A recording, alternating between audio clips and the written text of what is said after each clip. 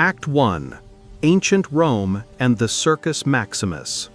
The city of Rome sprawled across the Italian plains like a living, breathing entity, a mix of stone, clay, and the endless hum of human activity.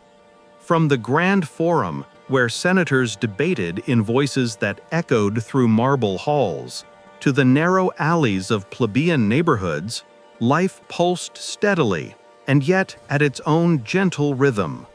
The city was vibrant, bustling, and sometimes chaotic, but among the noise and motion, there was a certain quiet in the everyday moments, a smell of freshly baked bread drifting from the ovens, the scent of olive oil mingling with the faint aroma of herbs drying in the sun, and the gentle murmur of conversation along cobblestone streets. At the heart of this sprawling city lay the Circus Maximus, an enormous oval arena that stretched over 600 meters in length, capable of holding nearly 250,000 spectators, a place where history and spectacle intertwined. Chariots raced across the packed dirt track, their wheels clattering over the stone, their horses snorting and pawing the ground. The crowd erupted into waves of cheers and gasps, voices overlapping like a chorus of human emotion. And yet, even here, in this epicenter of activity, the subtler rhythms of Roman life continued around the edges. Vendors selling figs and olives, children playing tag among the stands, and the occasional philosopher or poet walking quietly along shaded corridors, observing, taking mental notes of the world in motion. Among these details of daily life, there existed a quieter, slower curiosity. Ancient peoples had begun to notice certain plants that could soothe pain, induce relaxation, or enhance ritual experiences. One such plant was cannabis. While Romans did not smoke cannabis as it would later be known in distant centuries, they were aware of its properties. References to hemp and other herbal remedies can be found in surviving texts from physicians and scholars, though often these mentions are indirect, sometimes cryptic, hinting at the plant's medicinal or ritual value without the explicit instructions that modern readers might expect. The Romans, like other ancient civilizations, were practical in their use of plants. In medicine, herbs were carefully cataloged and prescribed, often blended into oils, salves, or tinctures. Cannabis may have been among them, used to relieve pain, reduce swelling, or calm nerves, but always quietly, always integrated into the rhythm of daily life. There was no ceremony in this use beyond careful observation and careful measurement. And yet, in some religious or spiritual contexts, smoke and incense played a part.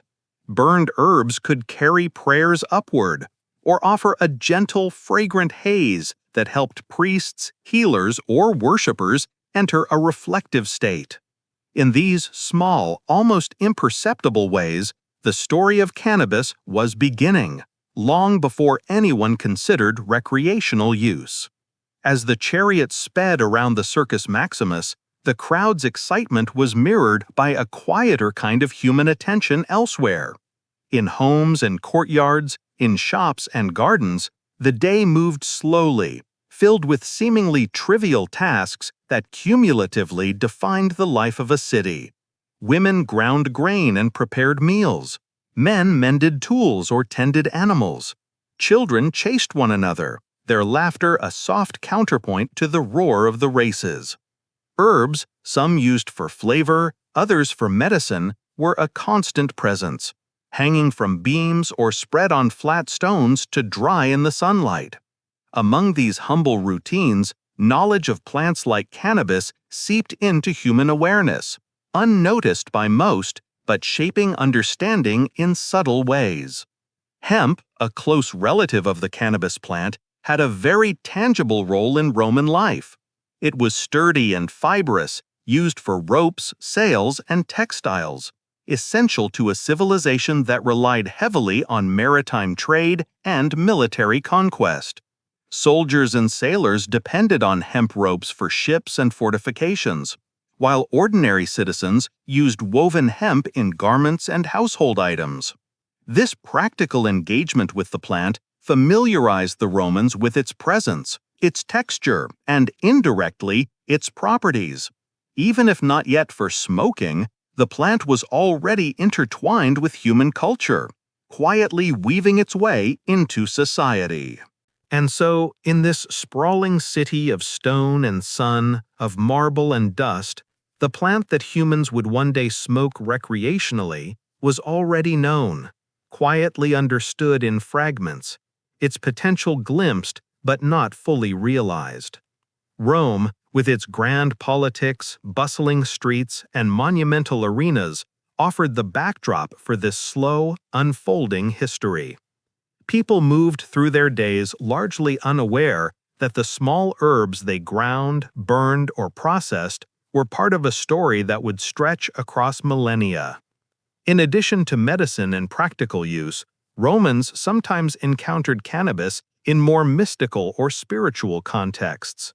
Priests of various cults, particularly those who revered nature or foreign deities, might have employed aromatic smoke in ceremonies.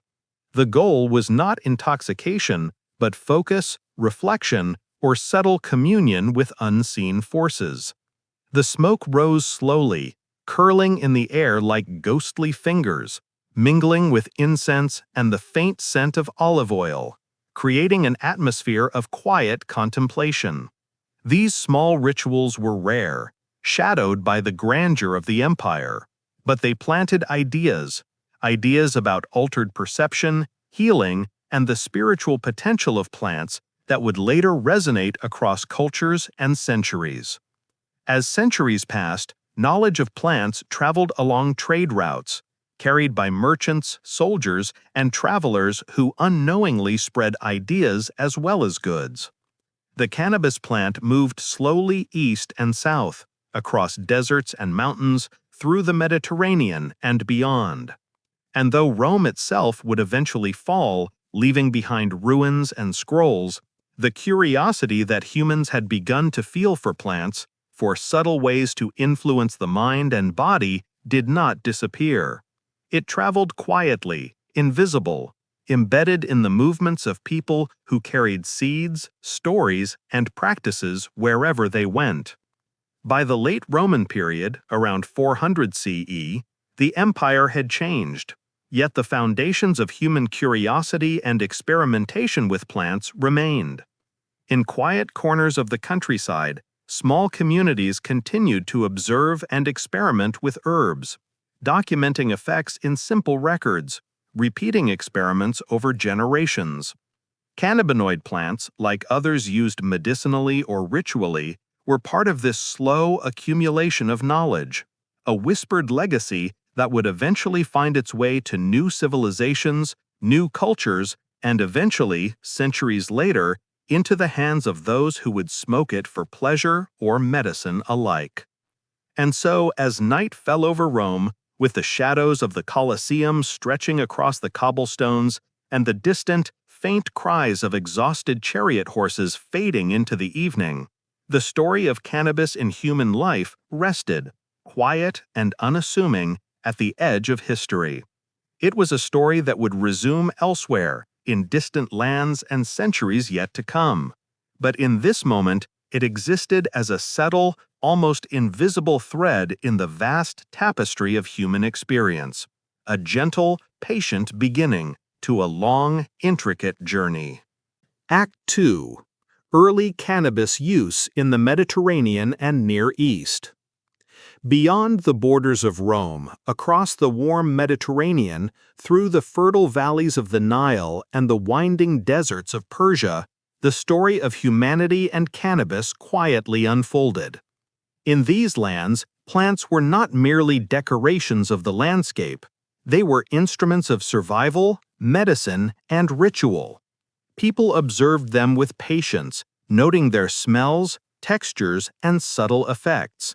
slowly building a body of knowledge that would one day influence civilizations far beyond their own. In ancient Egypt, where the Nile carried life to the parched land, herbs played a central role in everyday life and in sacred rites. The Egyptians were meticulous in their study of plants, often combining observation with spiritual interpretation.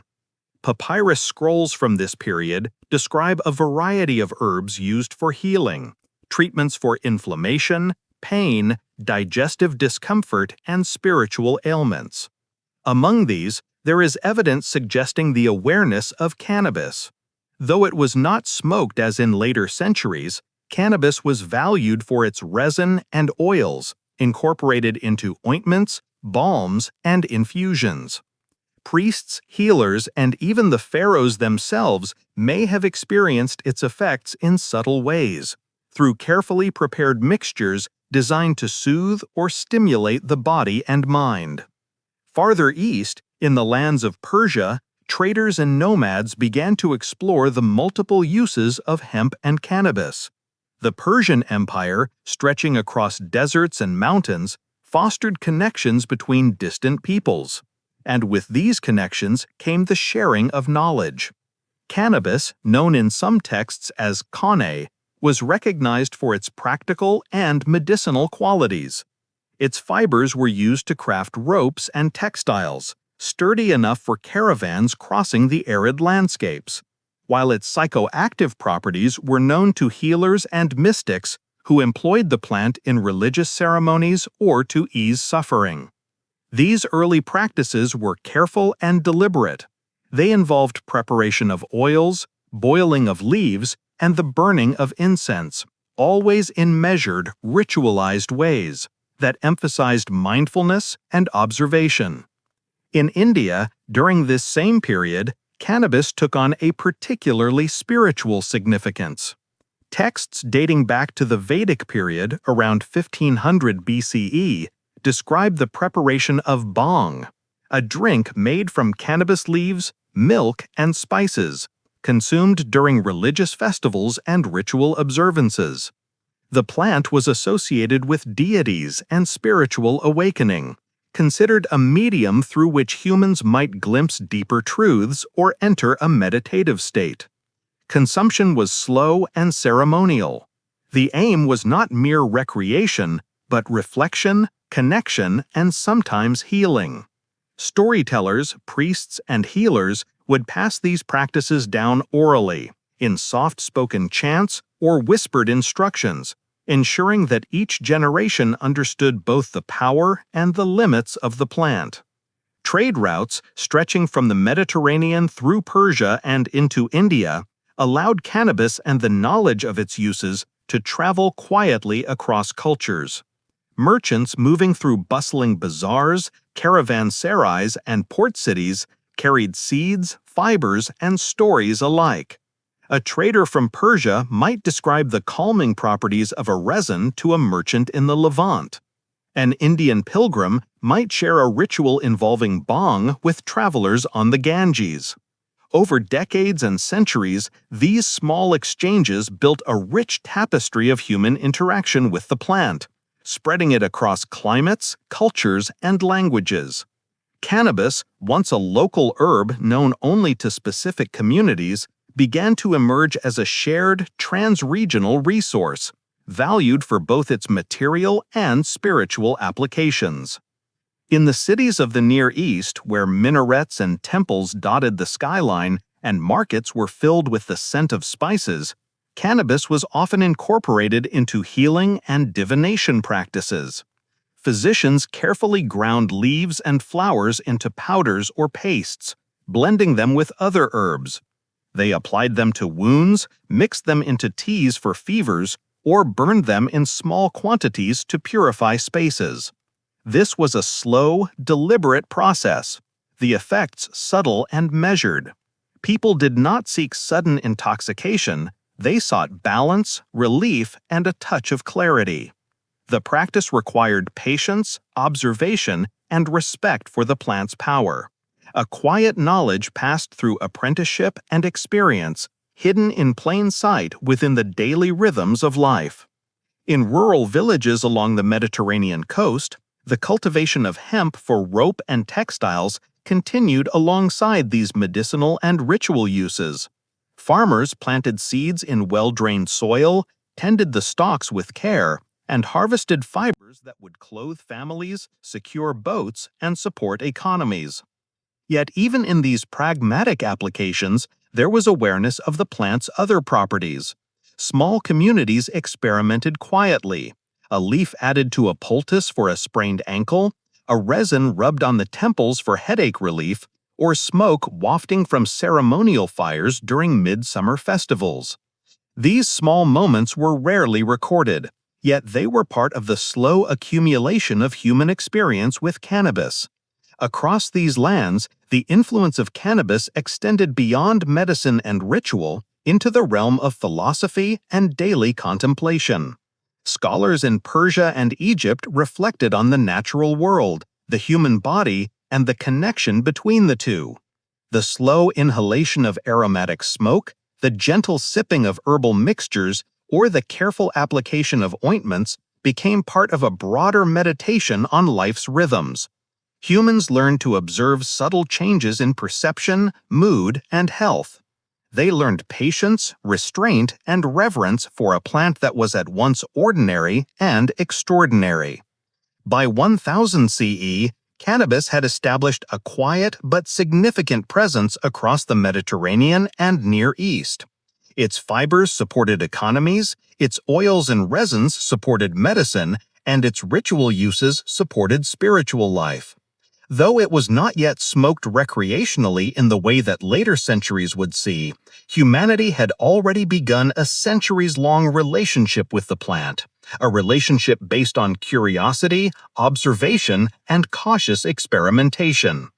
Across deserts, mountains, and rivers, through temples, markets, and villages, cannabis existed as a gentle, persistent thread in human life, connecting cultures, passing through hands and stories, quietly shaping practices that would resonate far into the future. And so, the journey of cannabis continued, unnoticed by many, yet foundational in its slow spread. From the riverbanks of the Nile to the caravan routes of Persia, from India's sacred rivers to Mediterranean ports, humanity learned to observe, to respect, and to integrate this remarkable plant into daily life. Its story, patient and unhurried, was already centuries long by the time Europe entered the medieval period. Yet the seeds of later use, ritual, medicinal, and eventually recreational, were firmly planted. And it is along these quiet, unassuming paths that the history of cannabis threads its way into the fabric of human culture. Act 3. Medieval Europe and the Slow Spread. The landscape of Europe in the medieval period was a patchwork of forests, fields, and small villages.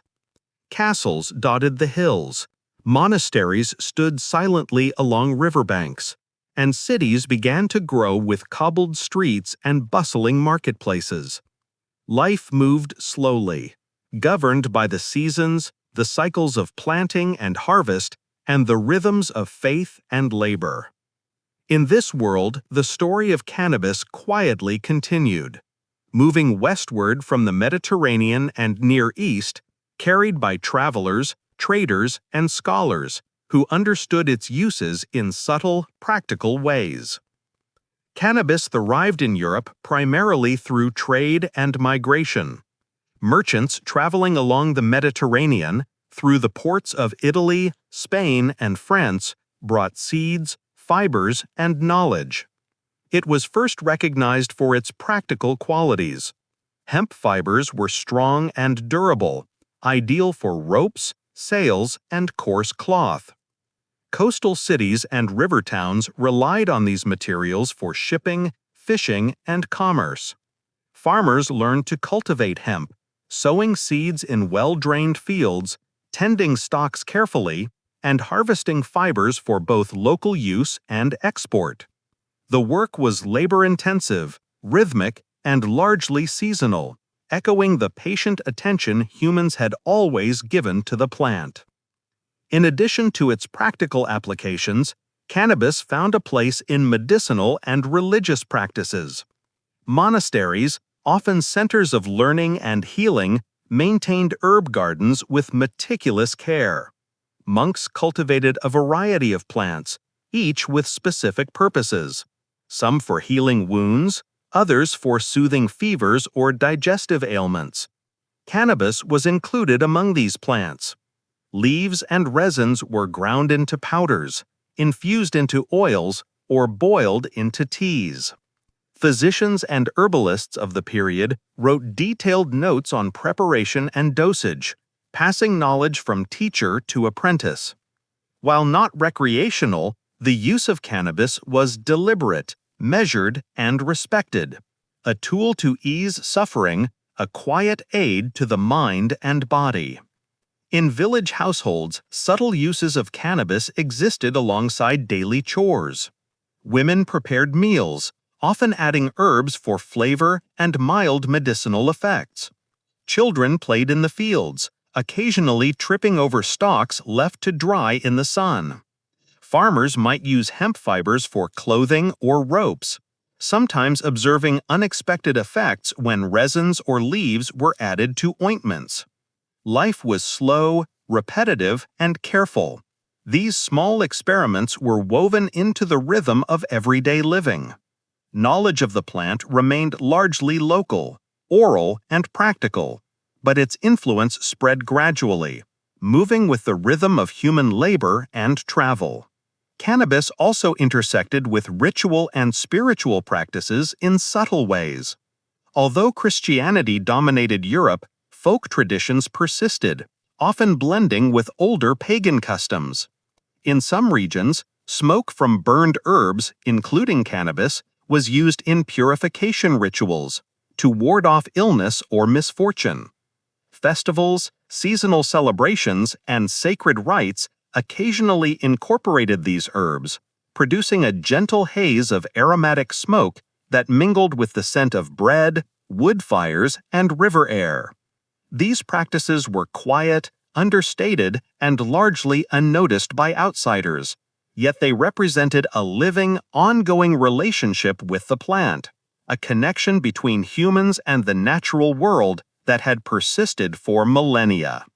In addition to medicine and ritual, the crafting of hemp textiles and ropes shaped European economies.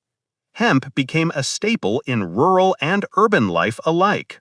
Sailors relied on hemp ropes for ships. Farmers used hemp cordage in fields, and artisans wove fibers into durable fabrics. The plant's practical applications ensured its cultivation, and through this cultivation, knowledge of its properties, texture, oil content, resin, was slowly observed.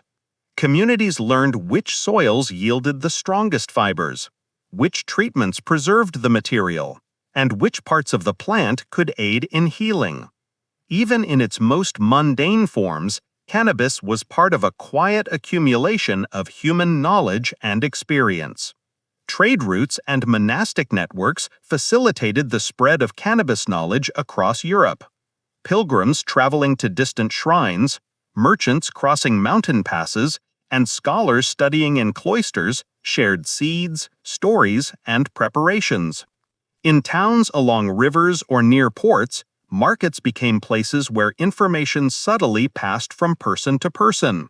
A physician describing an ointment, a monk explaining preparation techniques, a merchant offering dried stalks for cloth and cord. Cannabis was never the centerpiece of these exchanges, yet it moved steadily, quietly, as part of the rhythm of European life. The medieval period also emphasized observation and patience. Healers recorded effects of herbs meticulously, noting successes and failures over decades. Recipes for tinctures and ointments were refined slowly, often surviving only in handwritten manuscripts passed down through generations. Cannabis, as one of many herbs, benefited from this careful attention. Its effects, subtle and gradual, were studied with respect and caution. The goal was balance, not excess, restoring health, easing discomfort, or supporting spiritual practice. People engaged with the plant deliberately, understanding that nature's gifts required time and careful handling. Life in medieval Europe, though seemingly slow and repetitive, was deeply structured by the cycles of nature.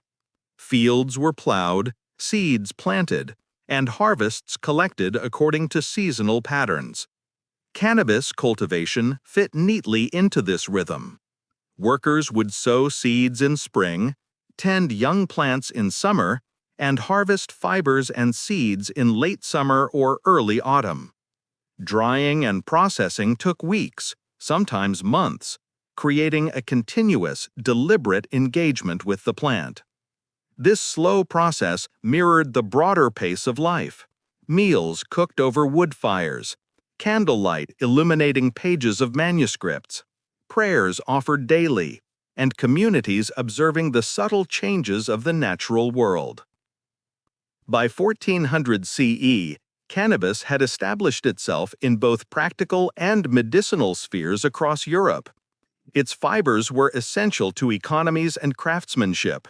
Its leaves and resins were quietly integrated into medicine and ritual, and its influence subtly threaded through communities' lives. Though recreational smoking had yet to emerge, humanity's long engagement with the plant continued, marked by observation, experimentation, and respect. It was a story of slow accumulation, of quiet persistence, a relationship that spanned geography, centuries, and countless small acts of care and curiosity. As the medieval era drew to a close, Europe stood on the threshold of the Renaissance, a time of renewed learning, art, and scientific curiosity. In this period, cannabis would encounter new contexts: courts of nobility, refined medicines, and early scientific study. Its journey from a practical and ritual herb to a plant known for more diverse uses was only beginning, guided by centuries of patient, measured human interaction. And though few at the time could foresee the transformations to come, the seed of future discovery lay quietly in Europe's fields, gardens, and monasteries, waiting for the next chapter in its long, intricate story. Act 4. Renaissance Curiosity and Nobility. The Renaissance dawned across Italy like a quiet, golden light spreading over marble and terracotta. Cities such as Florence, Venice, and Rome shimmered with art, architecture, and intellectual exploration. Streets paved with worn stones echoed with the measured footsteps of merchants, scholars, and courtiers. In the gardens and courtyards, herbs and plants thrived, tended carefully by those who sought knowledge both practical and mystical. It was in this environment, vibrant yet disciplined, that humanity's understanding of cannabis began to take on a new dimension. Cannabis, known for centuries as a source of fibers, medicine, and ritual smoke, became a subject of curiosity among scholars and physicians. Renaissance medicine, informed by both classical texts and contemporary observation, emphasized careful experimentation. Physicians studied the effects of various herbs, meticulously noting their properties and reactions in humans. Cannabis, often integrated into complex mixtures of herbs, oils, and tinctures, was recognized for its potential to relieve pain, calm agitation, and ease digestive troubles. Monographs described preparation techniques, advising precise dosages and applications, emphasizing restraint and observation, a hallmark of the period's methodical approach to nature. In the courts of Italy, cannabis was quietly present as well. Nobility, accustomed to fine foods, elaborate gardens, and the patronage of artists, encountered the plant in both medicinal and culinary contexts. Apothecaries supplied tinctures and ointments containing cannabis to treat ailments ranging from migraines to insomnia. Sometimes leaves or oils were included in beverages or delicate pastries, subtly influencing mood or comfort without overt notice. These applications were discreet, sophisticated, and largely confined to those with access to learned physicians and private gardens. Yet they reflected the broader Renaissance fascination with natural science, human anatomy, and the properties of plants. Alchemists, working in shadowed rooms lined with flasks and powders, also explored the mysteries of cannabis. They ground leaves into fine powders, distilled oils, and experimented with resins, seeking to understand the plant's transformative properties. The work was slow, patient, and often shrouded in ritual. Careful heating, stirring, and observation under candlelight. Though not all results were conclusive, these experiments contributed to a growing knowledge base, bridging ancient practices with emerging empirical inquiry. Cannabis, once a plant primarily valued for rope and simple remedies, became a subject of intellectual curiosity, its potential expanding alongside human imagination. Gardens, both public and private, reflected this Renaissance interest. Herb gardens, often arranged in geometric patterns, were not only practical but symbolic, each plant carefully chosen for its medicinal, culinary, or symbolic significance. Cannabis, with its fibrous stalks and aromatic leaves, occupied a place among these collections. Gardeners tended it with patience, noting soil conditions, water, and sunlight. Scholars might examine it for anatomical qualities, while apothecaries prepare it for patient use. The plant's versatility, practical, medicinal, and subtle in effect, mirrored the Renaissance ideal of harmonious study of nature. Socially, the period was also characterized by refined curiosity and subtle experimentation. Among the educated elite, the line between medicine and leisure was thin. Gentlemen and ladies learned of herbs through private tutors, family physicians, or exposure to courtly rituals. Cannabis might appear in a poultice applied to ease muscle tension after dance or labor, or in a small, fragrant concoction designed to calm nerves before an evening of conversation, music, and art. Consumption was always measured, always deliberate. Its effects were considered a gentle aid, enhancing comfort or perception without overwhelming the senses, aligning with the Renaissance appreciation for moderation and careful observation. Italy's city-states, with their bustling trade networks, also facilitated the spread of botanical knowledge. Merchants returning from the Near East brought seeds, fibers, and anecdotes about plant use, which were then integrated into local medicinal practices. Manuscripts recorded these observations, sometimes blending ancient texts with contemporary experimentation. Cannabis, now appearing in multiple forms, resin, leaf, fiber, was woven into this tapestry of slowly accumulating wisdom. It remained a quiet presence, largely overshadowed by art, architecture, and political intrigue. Yet it had begun to occupy a subtle niche within learned society. By the mid-15th century, the courts of the Italian nobility had become centers not only of art and politics, but of intellectual experimentation. Figures such as the Medicis in Florence patronized scholars, physicians, and gardeners who explored plants in meticulous detail. In palaces and villas, herb gardens flourished alongside elaborate fountains and sculptures. Cannabis, discreetly cultivated and studied, was part of these gardens' quiet legacy. Its presence reinforced a central Renaissance ideal, the harmony of art, science, and careful observation of the natural world. These centuries of slow, deliberate observation set the stage for more personal and social interactions with the plant. Whereas in ancient Rome or medieval Europe, cannabis had been largely practical or medicinal, the Renaissance planted seeds of curiosity about its effects on mood, comfort, and subtle enhancement of daily life. In private chambers and apothecaries, the plant was respected and studied, yet it remained a shadowy presence, not widely celebrated or understood. Its integration into learned and noble contexts foreshadowed the more overt use that would emerge in the 16th century, particularly in courts such as that of the Borgia family. As the century drew to a close, Italy was alive with possibility. Artisans painted frescoes under flickering candlelight. Musicians played delicate melodies in sun-dappled courtyards, and scholars debated texts in quiet rooms. Cannabis, in its humble, versatile ways, quietly threaded through this world, healing, comforting, and sometimes inspiring subtle reflection. It had moved far from its earliest origins, carried through continents, cultures, and centuries, yet its story was only beginning to intersect with the lives of figures whose names would echo in history. Among them, soon, would be a young noblewoman, born into power and intrigue, whose life would be intertwined with the currents of Renaissance Italy and with the quiet, persistent presence of plants like cannabis. And so, in the calm of evening, with the city's tiled roofs glowing softly in the setting sun, the slow study of nature continued. Scholars documented, gardeners tended, physicians prepared.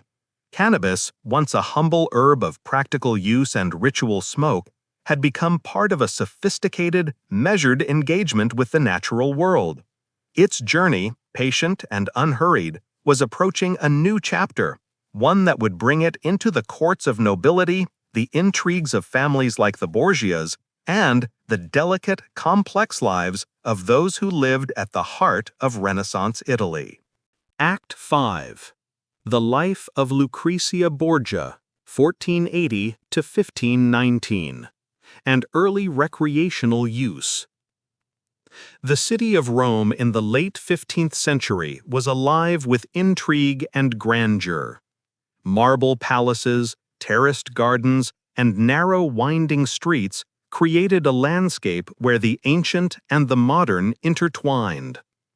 Within this vibrant setting, Lucrezia Borgia was born in 1480, into a family whose name would evoke both power and scandal.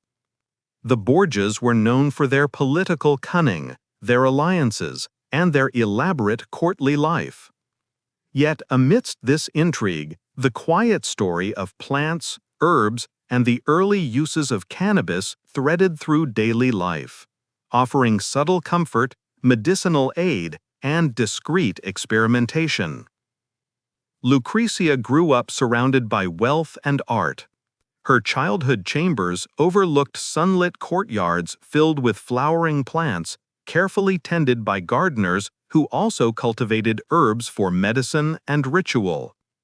Among the varieties of greenery, cannabis may have been present, not overtly celebrated, but quietly integrated into the repertoire of plants that physicians and apothecaries maintained. Leaves, resins, and oils were carefully stored, prepared into ointments, teas, or subtle infusions designed to relieve pain, calm nerves, or ease digestion. In a court where life moved at a measured pace, attention to detail was paramount, and the knowledge of plants was both practical and essential. Education for Lucrezia was thorough and deliberate. Tutors instructed her in Latin, literature, music, and the arts, while physicians and apothecaries introduced her to the remedies and subtleties of herbs.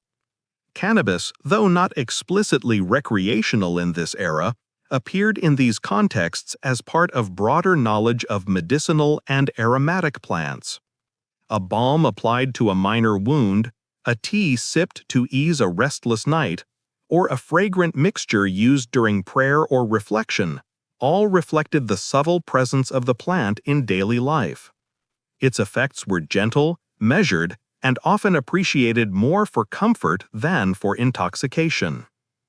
The Borgias hosted ballets, banquets, and evening gatherings where art, music, and conversation flourished. These events were elaborate and meticulously orchestrated. Tapestries adorned walls, candles flickered softly in grand halls, and the aroma of spices and herbs lingered in the air. Within this environment, the use of herbal preparations, including cannabis, was subtle. Oils and extracts could be included in dishes or beverages to aid digestion or calm the mind. Applied discreetly, they enhanced well-being without drawing attention, aligning with the Renaissance ideals of moderation, sophistication, and careful observation of nature's gifts. Physicians at the Borgia court were careful and meticulous. Recipes and preparations for herbal remedies were recorded in neat handwritten manuscripts, detailing ingredients, methods, and dosages. Cannabis was integrated into this system, used for specific purposes: soothing muscle tension after long rides, easing digestive discomfort after lavish meals, or preparing gentle balms to relieve minor aches. These applications were not recreational in the modern sense. They were functional, thoughtful, and consistent with a worldview that valued knowledge, observation, and balance. The gardens of Borgia palaces reflected this dual interest in beauty and utility. Symmetrical beds of flowers, fragrant herbs, and aromatic plants created spaces for reflection, study, and social gatherings. Cannabis, with its fibrous stalks and aromatic leaves, may have been cultivated alongside more celebrated herbs like rosemary, sage, or lavender. Gardeners carefully tended each plant, noting soil, sunlight, and watering patterns. Physicians and apothecaries observed effects and refined preparations, passing knowledge quietly through apprenticeships and careful instruction. This environment created an atmosphere where human curiosity about plants was encouraged, nurtured, and respected. Life in the court was also structured by ritual and ceremony.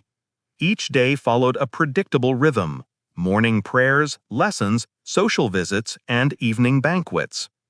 Cannabis, when used, was part of this rhythm, not a cause for revelry, but a tool for comfort, subtle reflection, and wellness.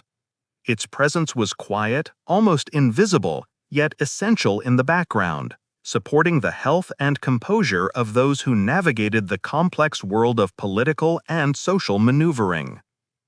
Travel, diplomacy, and marriages extended the reach of the Borgia household. Envoys and visitors brought seeds, stories, and small gifts from across Europe and beyond. Knowledge of plants, including cannabis, flowed through these interactions, reinforcing centuries of observation, experimentation, and refinement. What was once a practical or ritual herb in distant lands became a quiet companion in the lives of nobles, embedded in medicine, cooking, and reflective practices. Cannabis had moved from the fields of the Mediterranean and Near East to the palaces and gardens of Renaissance Italy, maintaining its slow, measured journey through human culture. Lucrezia herself, though often remembered for her family's political ambitions, was also a product of this cultivated environment. She experienced herbs and remedies, both for practical uses and for subtle comfort, as part of her daily life. While the historical record does not explicitly describe recreational use, the careful integration of plants in medicine, culinary arts, and reflective practices suggests that the Renaissance approach to cannabis was deliberate, measured, and refined.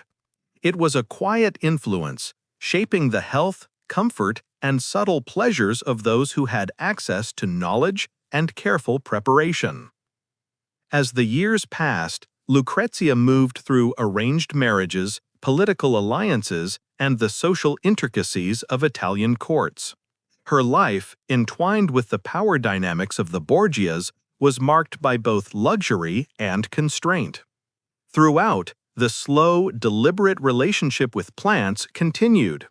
Herbal remedies, medicinal oils, and subtle infusions forming a quiet backbone to daily routines. Cannabis, in its measured application, was part of this continuity, a reflection of centuries of human observation, experimentation, and adaptation.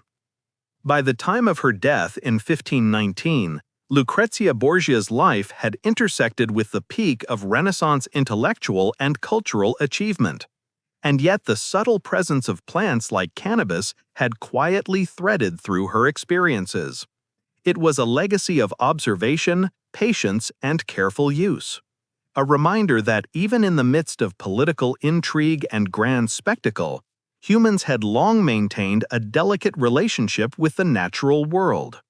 Cannabis, once a plant of practical and ritual use, had entered the refined spaces of nobility, bridging centuries of knowledge and quietly shaping the human experience.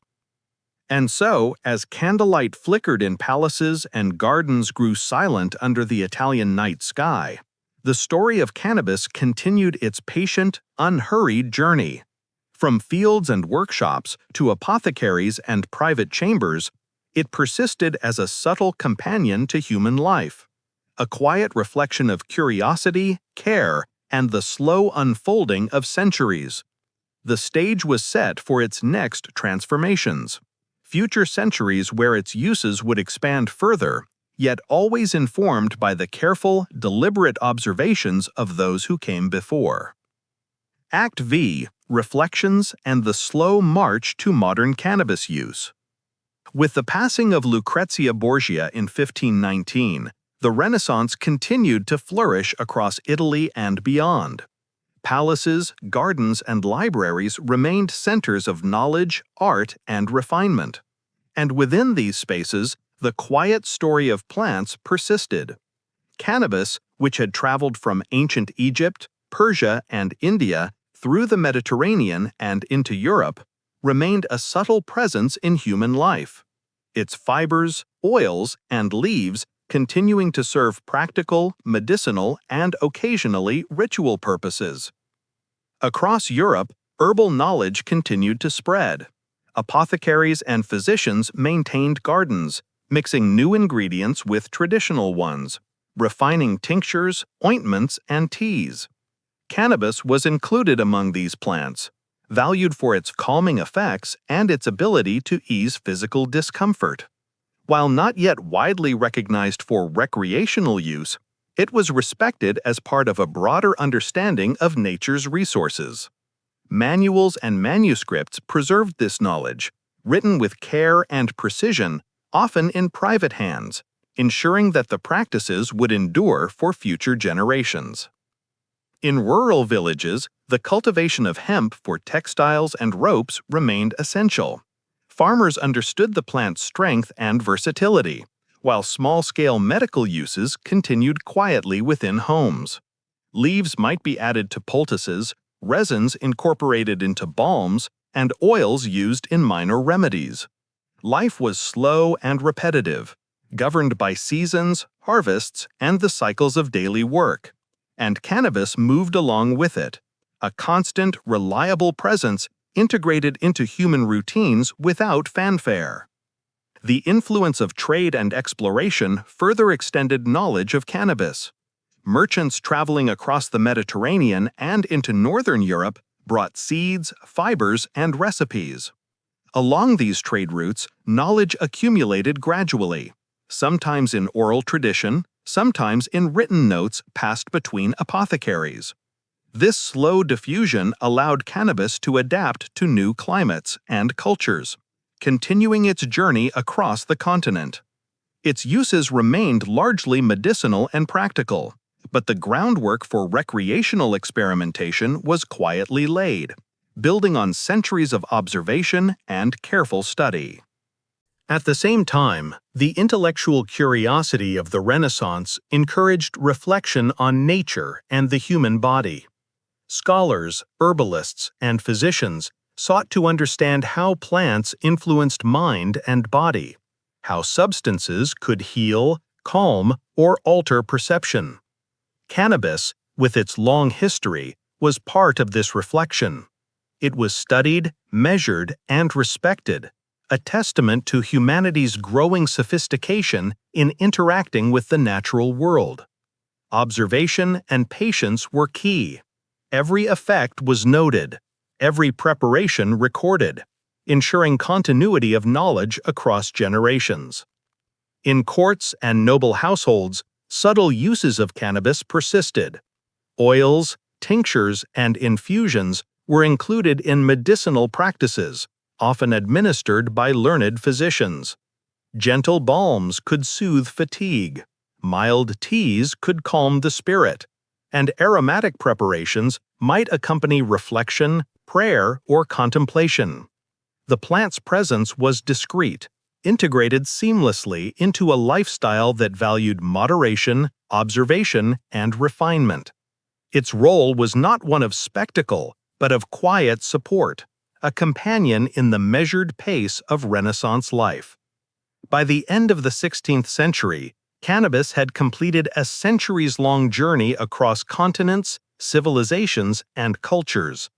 From its earliest known uses in ancient Egypt, Persia, and India, through the courts and monasteries of medieval Europe, to the refined palaces of Renaissance Italy, the plant had been woven into human life in subtle, persistent ways. Its applications had evolved, from fibers for ropes and textiles, to medicinal oils and ointments, to ritual smoke for spiritual reflection, and eventually to culinary and personal use in noble households. Each stage was slow, deliberate, and patient, a gradual unfolding of human curiosity and understanding. The story of cannabis up to this point was not one of dramatic revelation or sudden popularity.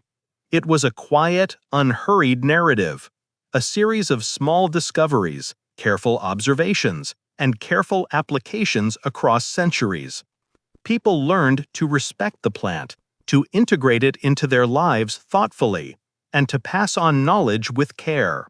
Each generation added to this foundation, building a slow, cumulative understanding of what cannabis could offer, both practically and subtly, to human life. As the 16th century drew to a close, Europe was on the cusp of further transformations. The scientific revolution, expanding global trade, and cultural shifts that would soon introduce cannabis to new contexts, new societies, and new applications. The centuries-long journey of the plant had established a firm foundation, knowledge accumulated, practices refined, and respect earned. Future generations would explore new possibilities, recreational, medicinal, and cultural, but always upon the groundwork laid by millennia of careful human observation. And so, in quiet rooms, candlelit gardens, and bustling villages alike, the story of cannabis continued.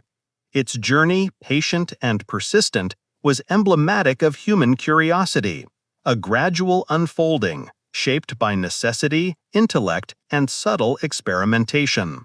From the grand arenas of Rome to the palaces of Renaissance Italy, from the deserts of Persia to the herb gardens of medieval Europe, the plant had quietly threaded through history, leaving a gentle, unassuming mark on human life.